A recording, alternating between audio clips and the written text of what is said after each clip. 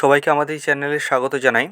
আজকে আমরা আলোচনা করব নবম শ্রেণীর ভৌত বিজ্ঞানের একটি বিষয় নিয়ে। আজকের আলোচ্য বিষয় নবম শ্রেণীর ভৌত বিজ্ঞানের রাশির মাত্রা। মাত্রা আজকে আমাদের আলোচনার বিষয়। মাত্রা যদি আমরা নির্ণয় করতে যাই, এই মাত্রা নির্ণয় করার জন্য আমাদের কয়েকটা রাশি সম্বন্ধে সবার প্রথমে জেনে রাখতে হবে। যেমন দৈর্ঘ্যকে আমরা প্রকাশ করবো এল দ্বারা, ভরকে এম মানে মাস যেটা। আচ্ছা, সময় মানে হচ্ছে সময়কে আমরা টি দ্বারা প্রকাশ করবো, উষ্ণতাকে কে দ্বারা। ঠিক এরকম ভাবে তড়িৎ প্রবাহ, বিপরীত প্রবল পদার্থের পরিমাণ যেমন মোল দ্বারা তথ্য, এরকম করে আমাদেরকে কয়েকটা তথ্য জেনে রাখতে হবে। এখন আমরা মাত্রা নির্ণয় করতে গেলে সবার প্রথমে দেখব ক্ষেত্রফল। ক্ষেত্রফল মানে আমরা কি জানি না, ক্ষেত্রফলের সূত্র হলো দৈর্ঘ্য গুণিত প্রস্থ। কি সূত্র? দৈর্ঘ্য গুণিত প্রস্থ। এখন এই দৈর্ঘ্য গুণিত প্রস্থ মানে কি? এটা আয়তক্ষেত্রের ক্ষেত্রফলের সূত্র। এটা যেমন ধরো আয়তক্ষেত্র, তার দৈর্ঘ্য আর গুণিত প্রস্থ। বর্গক্ষেত্রের ক্ষেত্রফলের তো সূত্র আলাদা হয়। বর্গক্ষেত্রের ক্ষেত্রফলের সূত্র বাহু গুণিত বাহু, তাই তো? এখন এই বাহু গুণিত যে বাহু হচ্ছে, এই বাহুর দুটো বাহুই একটা দৈর্ঘ্য একটা প্রস্থ। যেহেতু বর্গক্ষেত্রে চারটে বাহুর দৈর্ঘ্যই সমান হয়, এটা, তাই আমরা সেটাকে বাহু গুণিত বাহু বলি। তাই বাহু গুণিত বাহু পরোক্ষভাবে দৈর্ঘ্য গুণিত প্রস্থ। এখন দৈর্ঘ্যকে আমরা প্রকাশ করবো এল দ্বারা, আমরা বলেছি। প্রস্থটা এখানে লেখা নেই, কিন্তু প্রস্থটাও যেহেতু লেন্থই প্রকাশ করে, তাই আমরা প্রস্থকে প্রকাশ করবো এল দ্বারা। তাই ক্ষেত্রফল হবে এল গুণিত এল সমান মানে এল to the power 1 L to the power 1, তাহলে এল to the power 2 R L square হবে আমাদের কি ক্ষেত্রফলের মাত্রা। এরপর আমরা দেখব চাপ। চাপ কি? চাপের মানে হচ্ছে পীড়ন। চাপের উল্টো আরেকটা নাম হয়, সেটা হচ্ছে পীড়ন, যেটাকে আমরা কি বলবো? বল বাই ক্ষেত্রফল। আমরা প্রকাশ করবো চাপকে কি প্রকাশ করবো কি দ্বারা? বল বাই ক্ষেত্রফল। এই বল বাই ক্ষেত্রফল যেটা কি না, সেটা হচ্ছে mlt টু দি পাওয়ার -2, যেটা আমরা পড়েছিলাম mlt টু দি পাওয়ার -2 তার সঙ্গে l স্কয়ার। এই l স্কয়ার আর এখানে একটা l আছে, এই l স্কয়ার আর l যোগ হয়ে কি হবে না, এখানে যে l স্কয়ার আর এখানে যে l আছে সেটা সবে মিলে কি হবে না l to the power -1 t to the power -2। কারণ এখানে যে এল আছে, এই এলটা যখন নিচের এল স্কোয়ারের সঙ্গে ক্যালকুলেট হবে, এল স্কোয়ারের স্কোয়ারটা উপরে উঠে গেলে -2 হয়ে যাবে, তখন +1 -2, তাই শুধু হয়ে যাবে কি -1। এবার আমরা ভৌত বিজ্ঞানের মাত্রা, তার মধ্যে আমরা দেখব আয়তন। আয়তনের মাত্রা কি করে নির্ণয় করব। এখানে আমাদেরকে মাত্রা পড়ানোর জন্য বেশ কয়েকটা ইউনিট জানতে হবে। বেসিক্যালি মানে সবথেকে বিশেষ করে যাতে দৈর্ঘ্য, যেটাকে এল, ভরকে আমরা ধরবো এম আর সময়কে ধরবো টি। এখন আয়তন মানে কি? আয়তন মানে হচ্ছে দৈর্ঘ্য গুণিত প্রস্থ গুণিত উচ্চতা। হ্যালো, এই যে কোনো একটা লেন্থ, তার মধ্যে যে দৈর্ঘ্য, প্রস্থ, তার সঙ্গে যে যতটা উচ্চতা যতটা আছে, এই তিনটে মিলে হয় আয়তন। কারণ দৈর্ঘ্যকে আমরা প্রকাশ করি কিসের দ্বারা? এল দ্বারা। প্রস্থকে আমরা প্রকাশ করবো কিসের দ্বারা? না, এল দ্বারা। কারণ দৈর্ঘ্য আর প্রস্থ দুটোই মিলে লেন্থ হচ্ছে, আবার উচ্চতাটাও লেন্থ। তাহলে উচ্চতাকে আমরা প্রকাশ করবো এল দ্বারা। ঠিক আছে, তো তিনটে এল এর গুণ করলে আমরা বীজগণিতে শিখেছি এল কিউব। এটাই হচ্ছে আমাদের মাত্রা। এবার যে এল ছাড়া যে এম আর টি থাকছে, সেটাকেও তোমরা লিখতে পারো এল to the power 0 T to the পাওয়ার 0। যেহেতু এগুলো নেই, এটা লিখলে হবে না লিখলে হবে, তবে সব থেকে বেশি হচ্ছে এল টু দি পাওয়ার কিউব। এটা হচ্ছে আমাদের আয়তনের মাত্রা। চলো, এবার আমরা মাত্রার আরও কয়েকটা রাশি জানবো।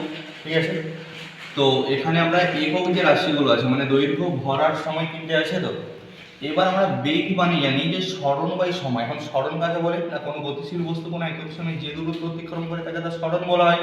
তাহলে সরণকে আমরা ধরতে পারি এল, বলতে পারি কি কিন্তু দৈর্ঘ্যটা অতিক্রম করছে, একক সময় অতিক্রম করছে, তাই টি। তাহলে আমরা এটাকে লিখতে পারি যে সূচকের নিয়ম অনুযায়ী যে L to the power -1 T to the power L to the power 1 T to the power -1। তাহলে এটাকে আমরা আবার লিখতে পারি এল টি টু দি পাওয়ার -1। ত্বরণ মানে বেগের পরিবর্তন বাই সময়। বেগের পরিবর্তন মানে আমরা দেখেছি এল টু দি পাওয়ার -1, তাই এল T to the power -1 by সময় মানে টি। টিটা উপরে গেলে আরেকটা -1 হয়ে যাবে। তাহলে আমরা এটাকে লিখতে পারি এল টি টু দি পাওয়ার -2, কারণ এই টিটা যখন উপরে যাবে তখন আরেকটা -1 হয়ে যাবে। তাহলে -1 -1 -2, একটা কথা একটা কথা দুটো কথা হয়ে গেছে। চলো, এবার বল আমরা জানবো। বল মানে আমরা কি জানি যে ভর ইনটু ত্বরণ। ভর ইনটু ত্বরণ মানে কি? যে ভর মানে আমরা কি জানি? মাস। এই যে এম আছে, আর ত্বরণ বলতে আমরা কি পড়েছি? L to the power two, তাহলে এম তার সঙ্গে L T to the power minus two. বুঝে গেছে? ভর মানে কি না, এই বল মানে কি না, ভর ত্বরণ।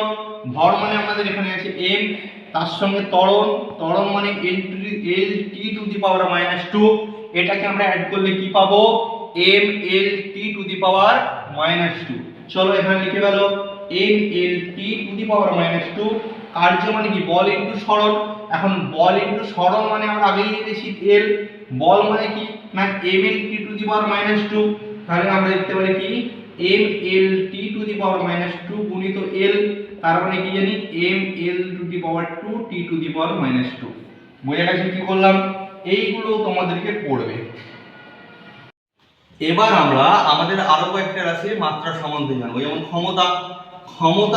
ক্ষমতা যে রাশিটা, সেই রাশিটাকে আমরা কি করে নির্ণয় করি, কার্য বাই সময় দিয়ে। কার্য মানে হলো M L to the power two, তার মানে M L square T to the power minus two. তাহলে এখানে যেহেতু বাই টি আছে, তাই M L square T to the power minus two minus one. তাহলে আলটিমেটলি মাত্রাটা দাঁড়াচ্ছে M L to the power square বা M L square T to the power minus three. ভরবেগের আমরা জানি, ভরবেগ আমরা নির্ণয় করি কি, ভর এবং বেগ দ্বারা। ভর মানে কি এম, আর বেগ মানে কি L T to the power minus one. তাহলে আলটিমেটলি ভরবেগেরটা দাঁড়াবে, ভরবেগের আমাদের মাত্রাটা দাঁড়াবে M L T to the power minus one. বলের ঘাতকে আমরা দেখব বল গুণিত সময়। বল মানে কি M L T to the power minus two গুণিত টি। যদি এটা হয় তাহলে মাইনাস টু থেকে এখানে এক বাদ যাবে, ক্যালকুলেট হয়ে দাঁড়াবে কি M L T to the power minus one. পৃষ্ঠটান মানে বল বাই দৈর্ঘ্য। এখানে আমরা দেখব M L T to the পাওয়ার, এখানে আমাকে একটা মাইনাস টু, তাহলে M L T to the power minus two, তার সঙ্গে আমার এল থাকছে, এল এল কাটা যাবে, তাহলে আলটিমেটলি কি দাঁড়াবে M T to the power minus two. এবার আমরা জানবো আপেক্ষিক তাপ সম্বন্ধে। আপেক্ষিক তাপ মানে হলো শোষিত তাপ বাই ভর ইন্টু উষ্ণতা বৃদ্ধি। আর শোষিত তাপের মাত্রাটা হয় M L square T square বা M L to the power two আর T to the power two by M into L, যেখানে এম এম কাটা যাবে, থাকবে এম এল টু দি পাওয়ার মানে এল স্কোয়ার, যেহেতু এমটা কাটা যাচ্ছে, আর আমার পড়ে থাকছে টি স্কোয়ার, আর একটা নিচে যেহেতু কে থাকছে K to the power minus one.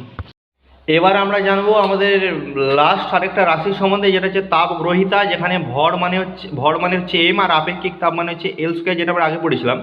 L square T to the power minus two K to the power minus one, যেটা সবই মিলে হবে M L square T to the power minus two K to the power minus one. বোঝা গেল সবাইকে? আপাতত আমাদের এই কয়েকটা মাত্রার সম্বন্ধে পড়লেই হবে, এবং আমরা তার সঙ্গে এইগুলো একটু দেখে রাখবো। কারণ এখানে যে এল আছে, এই এলটা যখন নিচের এল স্কোয়ারের সঙ্গে ক্যালকুলেট হবে, এল স্কোয়ারের স্কোয়ারটা উপরে উঠে গেলে মাইনাস টু হয়ে যাবে, তখন প্লাস ওয়ান মাইনাস টু, তাই শুধু হয়ে যাবে কি মাইনাস ওয়ান।